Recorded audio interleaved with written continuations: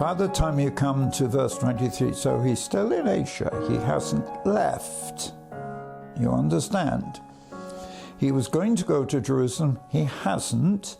He's still in Macedonia and Achaia. All right, now that's Corinth. That's Corinth. So he's going back. He's in and out of Corinth.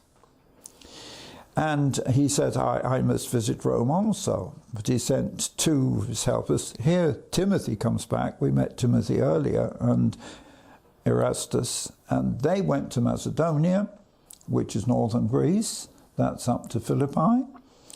And Paul stayed in the whole of this region. That's Ephesus, Asia, that's where the 7 churches are, not back in Greece. Verse 23, about that time there was a great disturbance about the way. That's a reference again to these born-again Christians who believe in Jesus. And here, in verse 24, a silversmith named Demetrius, who made silver shrines of Artemis, brought quite business for the craftsmen, called them together along with the workmen in related trades and said, men, you know we receive a good income from this business, making idols. And you see and hear how this fellow Paul has convinced and led astray large numbers of people here in Ephesus and in practically the whole province of Asia. And he says that man-made gods are no gods at all. This is a danger not only that our trade will lose its good name, but also the temple of the great goddess Artemis will be discredited, and the goddess herself, who is worshipped throughout the whole province and the world, will be robbed of her divine majesty. I can't believe this. Here's a silversmith making images of this idol, of this goddess of Artemis. And the strange thing is, as they made this, Paul is saying man-made gods are not, of course man-made gods are nothing. I mean, we have so many false religions, and people don't realize simply because somebody is called God, it does not mean that they're the God who created heaven and earth, the Father of the Lord Jesus. There are many gods. I mean, we've already seen that when Paul was in Athens, they had about 20,000 gods.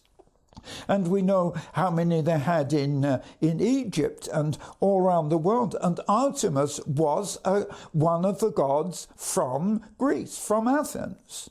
And here they were worshipping this god. And so the silversmiths and the workers involved in this money-making business were angry. And so in verse 28, when they heard this, they were furious.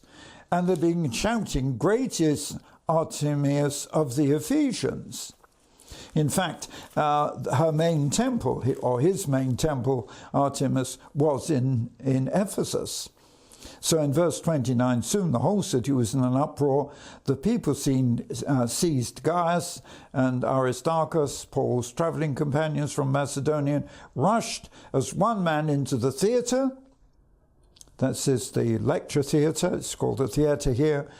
Paul wanted to appear before the crowd, but the disciples wouldn't let him, and even some of the officials of the province, friends of Paul, sent him a message begging him not to go into the theatre. So the assembly in the theatre was in confusion, verse 32.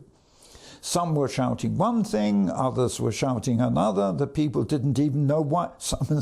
Most of the people, it says, didn't even know why they were there. This is what happens with crowd riots. And in verse 33, the Jews pushed Alexander to the front, and some of the crowd shouted instructions to him. He motioned for silence in order to make a defense before the people. But when they realized he was a Jew, They all shouted in unison for 2 hours, "Great is Artemis of the Ephesians." So they wouldn't accept even the Jew.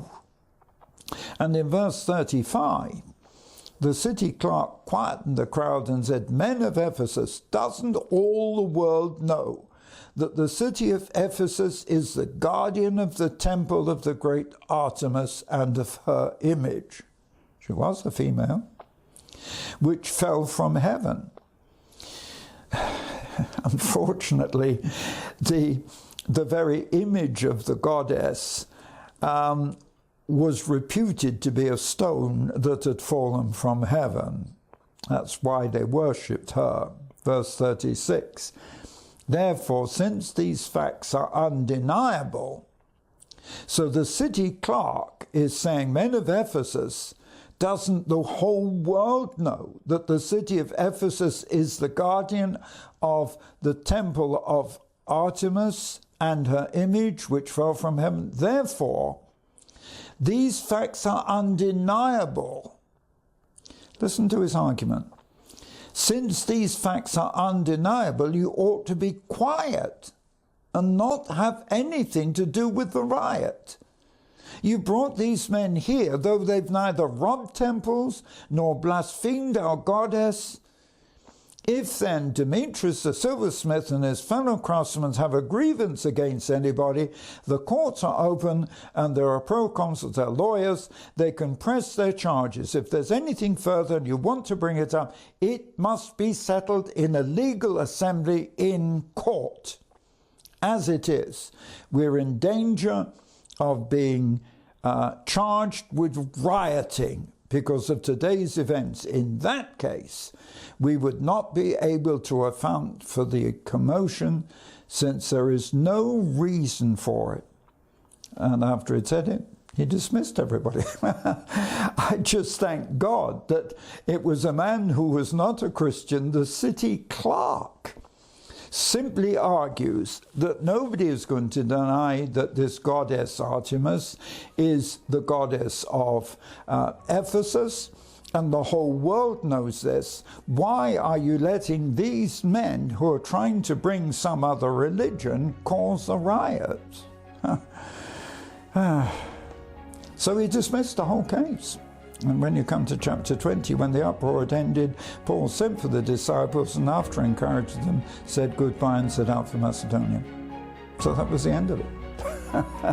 And we'll pick up next what happens to Paul after he sets out for Macedonia. God bless you.